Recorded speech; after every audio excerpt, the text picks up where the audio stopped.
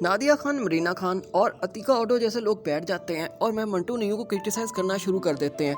मैं मंटू नियू की जब भी कोई एपिसोड आती है, एक तरफ तो मैं मंटू नियू फैंस बहुत ज़्यादा खुश होते हैं, बहुत ज़्यादा वेट होता है, एक सस्पेंस क्रिएट हो जाता है और दूसरी तरफ ये क्रिटिक्स क्रिटिसाइज़ करना शुरू कर देते हैं, जिसकी सबसे बड़ी रीज़न मैं मंटू नियू का बुरा होना नहीं है, बल्कि खलील साहब के साथ इन लोगों की दुश्मनी है, क्योंकि खलीलुर रहमान कमर का एक मौक़िफ़ है और इन फेमिनिस्ट लोगों का एक मौक़िफ़ है। तो इसलिए बहुत बड़ी तादाद इन लोगों की भी मौजूद है जो बहुत ज़्यादा लिबरल हैं, बहुत ज़्यादा सेकुलर हैं, जो खलील साहब के किसी भी काम को क्रिटिसाइज़ करना अपना फ़र्ज़ समझते हैं। लेकिन खलीलुर रहमान कमर साहब के जिस एंगल को क्रिटिसाइज़ करना चाहिए उसको ये क्रिटिसाइज़ नहीं करते। इनके डबल स्टैंडर्ड्स हैं, इनको एक्सपोज करेंगे और मैं मंटू नियू को ये क्रिटिसाइज़ कर रहे हैं उसको भी डिफेंड करेंगे। लेकिन इससे पहले आप लोगों से रिक्वेस्ट है, काइंडली हमारे इस चैनल को ज़रूर सब्सक्राइब कर दें।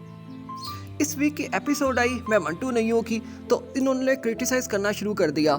जब इन लोगों ने देखा कि मंटो को किडनैप किया बिनियामीन ने और उसका मर्डर नहीं किया और उसे छोड़ दिया, तो इस चीज़ पर बहुत ज़्यादा ववेला मचाया गया। हालांकि इस बात का जवाब बिनियामीन ने खुद दे दिया था ड्रामा के अंदर, यानी खलील साहब ने ये लाइन लिखकर जवाब दे दिया था कि क्यों छोड़ा गया मंटो को। क्योंकि बिनियामीन कहता है एक तरफ तो मैंने उस बंदे के साथ दुश्मनी पाल ली है जिसका बाप का खून कर दिया फरहाद बिनियामीन ने, वो इंतकाम लेगा और इंतकाम लेने आएगा। और हज़रत ने ड्रामा के अंदर इजहार भी कर दिया इस चीज़ का जब वो महमल के पास बैठा था कि हम बदला लेते हैं लेकिन हम बताकर नहीं लेते, यानी वो भी बदला लेगा बिनियामीन से। तो बिनियामीन को पता है एक तरफ तो मेरी दुश्मनी उसके साथ है, दूसरी तरफ सिराज अमृतसरी के साथ उसका मुआहदा ख़त्म हो चुका है पहले ही और ज़ख्मी शेर की तरह फिर है सिराज अमृतसरी। और अगर आई विटनेस को भी मार दिया जाता तो और ज़्यादा दुश्मनी भड़क जाती। पहले ही FIR हो चुकी है फरहाद बिनियामीन के ऊपर और फिर पुलिस इन्वेस्टिगेट करती और भी ज़्यादा ट्रबल में आ जाते बिनियामीन लोग, इसलिए सरमंटो को छोड़ दिया गया।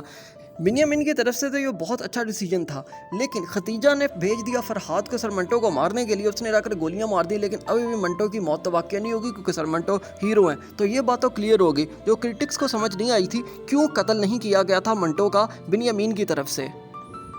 अब आ जाते हैं ये लोग खलीलुर रहमान कमर के किस एंगल को क्रिटिसाइज़ नहीं करते, तो वो ये एंगल है कि फातिमा अमजद मदीहा के रोल के अंदर मौजूद है, जो फरहाद बिनियामीन और हमाद बिनियामीन की बहन बनी हुई है। ये खुद एक डांसर है रियल लाइफ के अंदर और इसको कास्ट किया खलीलुर रहमान कमर ने।